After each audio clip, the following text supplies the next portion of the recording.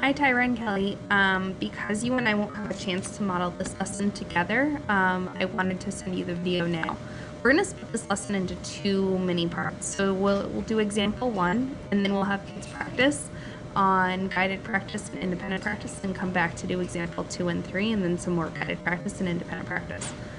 For example 1, all we need students to really do is use a place value chart to rewrite these decimal numbers as fractions with 10 or 100 in the denominator. So you're going to see like 3/10, put the 3 in the tens place, and then when we say it correctly, we say 3/10 and write 3/10 as a fraction.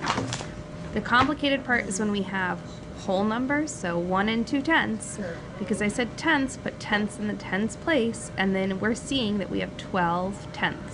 We'll do the same for 922 hundredths and then 8 hundredths. For these last two, we need students to actually write the place value chart themselves, because this is a strategy that they're going to need to replicate on their own. So then they go ahead and they do all this like guided practice, and then they do all this independent practice, and then we come back to example 2 and 3. Right? So I'm going to come back up here to my worked examples. I'm now multiplying a whole number times 1 and 2/10. I'm going to use a place value chart to rewrite 1 and 2/10 as a fraction.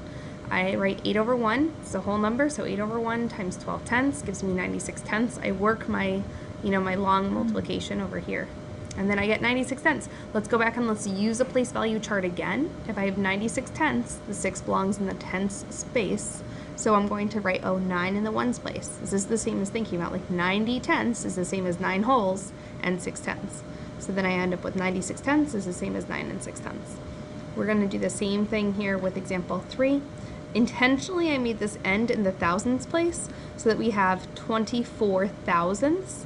Here, students have to draw their own place value charts, because that's what they're going to need to do on guided practice, on independent practice, on the exit ticket, on ANET, on PARC. Okay, thanks.